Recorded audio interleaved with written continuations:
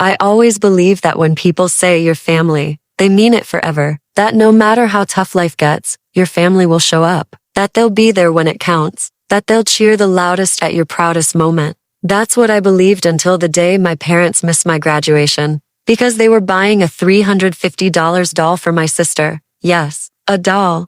Let me take you back, because this moment didn't just appear out of nowhere. The cracks were always there. I just refused to see them. Or maybe I hoped that if I kept loving them enough, they'd eventually see me the same way. I was adopted when I was 5. My parents told me it was the happiest day of their lives. I still remember holding my new mom's hand and looking at her wedding ring sparkle under the sun as we walked out of the adoption office. I remember how tightly she held me. I remember how my dad picked me up like I was the most precious thing in the world. They used to say I completed them. 2 years after I arrived, they had a baby girl, Claire, my little sister, their biological daughter, and from the beginning, it felt like she came with a built-in halo. I loved Claire. I really did. She was sweet and funny and full of attitude in the way only little sisters can be. But as we grew, it became obvious that she lived in a different world than I did. She got everything brand new. Dance lessons, custom birthday cakes, weekly shopping trips with mom. I got her old clothes, her leftover toys, her tutors.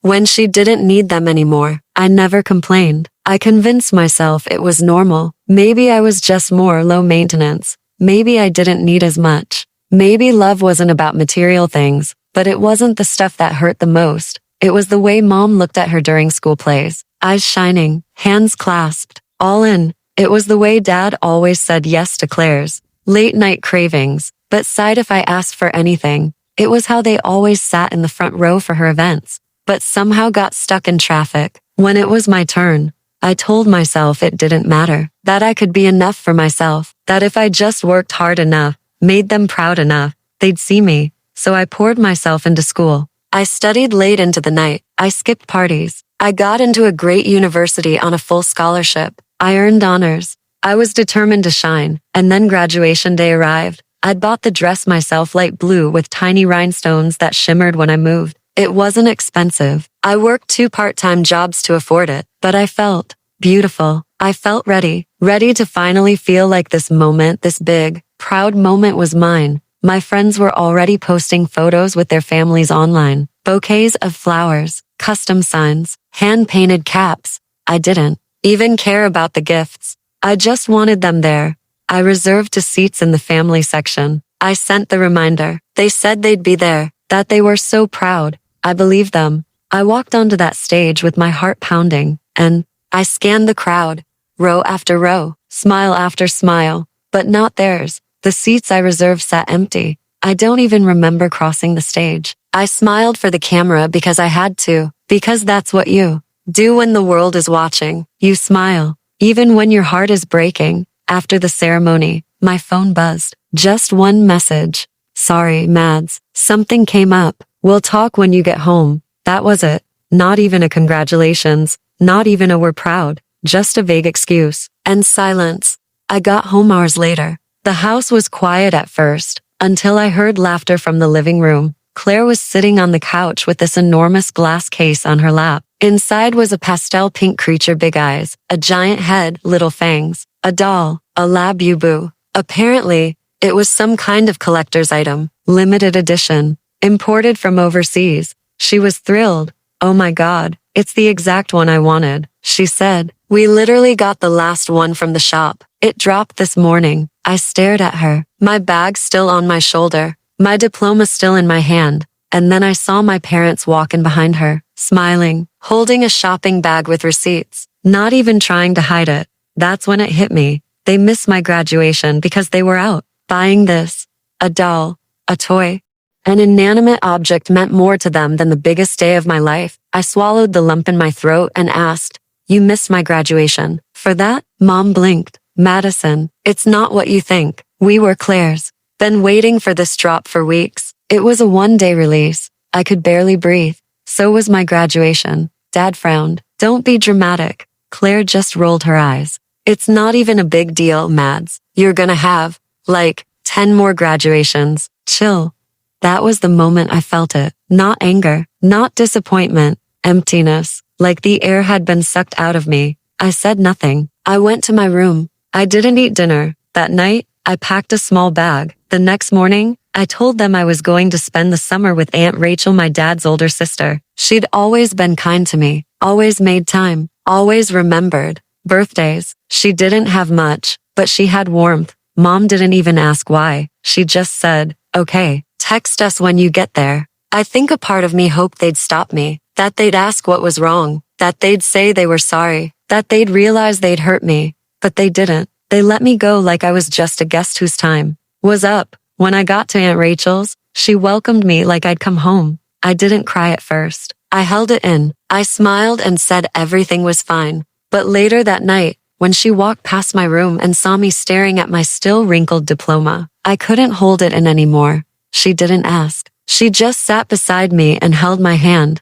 And when I told her everything, her face didn't look surprised, just sad. Sweetheart, she said softly, I've seen it for years. I just didn't know how to tell you. I blinked at her. You've seen what? She sighed. The way they treat Claire, the way they treat you. It's not fair. It's never been fair. That's when I broke. Not because she said it, but because I knew it was true. Because I had spent years pretending it wasn't. I stayed with her that whole summer. I worked part-time at a coffee shop. I saved every penny. I didn't go back. They didn't call. Not once. I wrote a letter, pages and pages, telling them everything. Every moment they made me feel invisible. Every time I felt like a placeholder in their perfect family photo. Every time I wished I was enough. I never sent it because I realized they weren't going to change, and I didn't want to spend the rest of my life waiting for someone to love me the way I deserved. So I chose myself. I enrolled in college, moved into the dorms, built new friendships. I created a life where I was wanted, where I was seen. Months passed. Then one day, Mom messaged me out of nowhere. Hey, just checking in. Are you coming home for Thanksgiving? I stared at the screen for a long time. I thought about that empty seat at my graduation. I thought about the $350 doll in Claire's arms. I thought about every not now and stopped being so sensitive. And I replied with 2 words, I'm not. If you're still watching, don't forget to hit the like button, subscribe, and tell me in the comments, would you have gone back after that? Thanksgiving came and went. I didn't go back. They didn't ask again. I spent the holiday with Aunt Rachel and a few of her friends. We made too much food, played music too loud, and wore mismatched socks around the living room. It wasn't perfect, but it was real, and it felt like peace. In the weeks that followed, I kept thinking they'd call, that maybe they'd realize something was missing. But silence has a way of teaching you who's really willing to break it first. And they didn't. Claire posted photos online of the dinner table back home, set perfectly with fine china, twinkling lights, and her newest dolls lined up behind her like trophies. She looked happy, like the missing sister didn't matter. I stared at those photos longer than I'd like to admit. I tried to remind myself that I wasn't part of that picture anymore, that it wasn't mine to long for, but it still stung. A few days before winter break, Mom sent me another message. Hey, we're thinking of doing a Christmas dinner. Would love to see you. Would love to see me. Not, we miss you.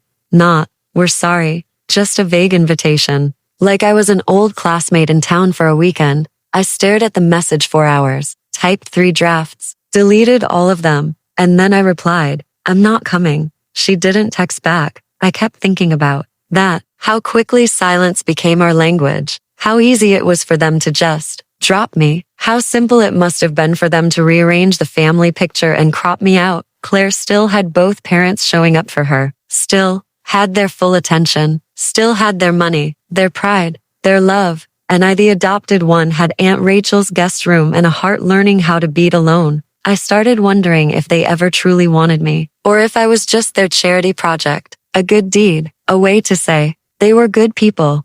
Maybe they thought they'd done enough, given me a home, a bed, a name. Maybe that was the limit of their love. One evening during winter break, I sat across from Aunt Rachel with a cup of tea, and I finally asked her something I had been too scared to ask for years. Do you think they ever loved me like they love Claire? She looked at me for a long time, and then she said, I think they loved the idea of you, but love, real love, shows up, and they didn't. That sentence cracked something open inside me. It was the truth. I hadn't let myself speak, because the moment you accept that the people who raised you couldn't love you fully, is the moment your foundation shifts. Everything you built your identity on suddenly feels like sand. The next few months were quiet. I focused on school, on work, on building a life I could call mine. And for the first time, I stopped checking my phone for their messages. Then on my birthday, something strange happened. A box arrived. No note, no card, no return address, just a box. Inside was a pink Labubu doll, the same kind Claire had gotten that day, the same one they bought while missing my graduation. My chest tightened. I stared at it for a long time. Was this their apology? Their olive branch? Their way of saying, "We know we hurt you"? Or was it a last-minute gift to make themselves feel better? I left the doll in the box and put it in the back of my closet because I didn't want it, not after everything, not after being second place my whole life. I realized something else that day. I didn't need a doll. I needed parents who would have sat in the front row, clapping with tears in their eyes when I walked across that stage. I needed someone who would have hugged me first, who would have noticed the pain in my voice, who would have said, "I'm sorry, we messed up, and we'll do better." But all I got was silence and a box. One weekend in March, I got a call from an unknown number. I usually don't pick up, but something in me said to answer. It was Dad. He sounded tired, older than I remembered. "Hey, Mads." That voice. I hadn't heard it in nearly a year. I froze. I just wanted to check in, he said. "See how school's going. Mom's been worried." I almost laughed. Worried? After a year of silence? "I'm fine," I said. Pause. He asked if I'd gotten the gift. I said I had. He asked if I liked it. I didn't answer. Then he said something that stuck with me for days. "You know, we didn't mean to hurt you. We just didn't think it would be such a big deal." There it was. The sentence that told me everything. They didn't think it would matter. They thought I would understand. That I would let it go. That I would always be okay with being second, with being overlooked, with being forgotten. That's what they'd counted on my whole life, my silence. But I wasn't that girl anymore. I told him I had to go, and I hung up. I didn't cry. Not this time. Because I finally knew where I stood. And sometimes, the hardest kind of peace is the kind that comes after letting go. A few weeks later, I posted a picture of myself online. It was just me in my dorm room, holding my diploma, smiling for real this time. I captioned it. I showed up for myself, and for the first time, I felt proud, not because someone else clapped for me, but because I did. If you've made it this far, thank you for listening. Please like, subscribe, and tell me in the comments what would you have done if this happened to you. Summer came faster than I expected. It was strange waking up in a world where they no longer had any say in my life. Strange, but not bad. I was finally doing things on my terms, choosing where to go, who to talk to, what to feel. I had never realized how heavy their presence was until it was gone. One morning, I went out for a walk around campus before class. The sun was warm on my shoulders, and for once, I felt like I didn't have to carry everything. My own thoughts, my own choices, that's all I needed. That same afternoon, Claire sent me a message on Instagram. "No hi, no how are you? Just, so I guess you think you're better than us now." I stared at the screen in disbelief. After a whole year, that's what she had to say. I didn't respond right away. I wasn't sure if I even should, but something inside me said I had to end this chapter clearly. No bitterness, no fight, just truth. I replied, "No, Claire. I just decided to stop waiting for people who never showed up." She left me on read, and that was the last time we ever spoke. I thought it would feel like a loss, but it didn't. It felt like breathing again. I spent that summer working full-time and taking a few summer classes to stay ahead. Aunt Rachel helped where she could, but I mostly relied on myself. For the first time, that didn't scare me. I wasn't trying to prove anything anymore. I wasn't trying to win anyone's approval. I was just trying to live with peace. Then one day, out of nowhere, I got a letter. Not a text, not an email, a real paper letter. It was from Mom. Her handwriting was still the same. Loopy, elegant, and a little too neat. She wrote that she missed me, that she and Dad felt I'd shut them out unfairly, that Claire didn't mean to hurt me. She's still young, she said. She mentioned the doll again, said it was a mistake, that they didn't realize how important my graduation was to me. She said they wanted to start over. There was a time not long ago when a letter like that would have made me crumble, would have made me pack a bag and run home just to feel wanted again. But now, I could see it for what it was. Not an apology, not accountability, just a way to quiet their guilt. They didn't say, we were wrong. They said, you misunderstood. That difference matters. I folded the letter, placed it in a box with the unopened doll, and put it away, not to forget but to remember who I used to be. And how far I'd come. That fall, I gave a short speech at a campus event for first-gen college students. I wasn't sure I belonged at first, but when I stood on that small stage and looked out at the faces of students who had also fought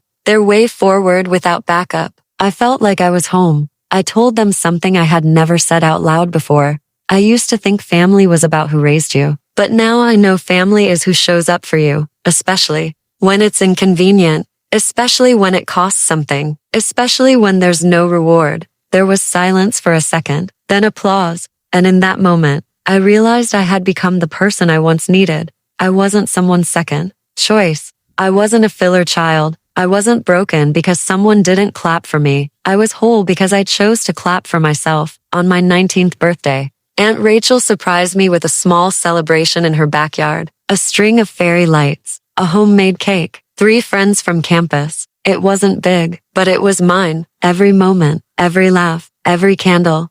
That night, I finally opened the letter I had written to my parents a year ago, the one I never sent. I read it to myself, every word, every tear-stained paragraph. Then I took a lighter, stepped outside, and let the pages burn slowly, safely, in a fireproof dish. It wasn't revenge, it was release. That letter didn't belong to me anymore. The girl who wrote it, the girl who begged to be seen, she deserved peace too. Sometimes we wait years for people to change, to grow, to say the words we needed. But the truth is, sometimes they won't. Sometimes justice isn't loud. It's quiet. It's peace. It's walking away and never looking back. The last thing I want to say to anyone listening, especially if you've ever felt like the invisible one, the forgotten one, the backup plan is this. You are not the problem. You are not hard to love. You are not asking for too much. You're just asking the wrong people. Go where the light is. Go where you're clapped for. Go where you can breathe. I did.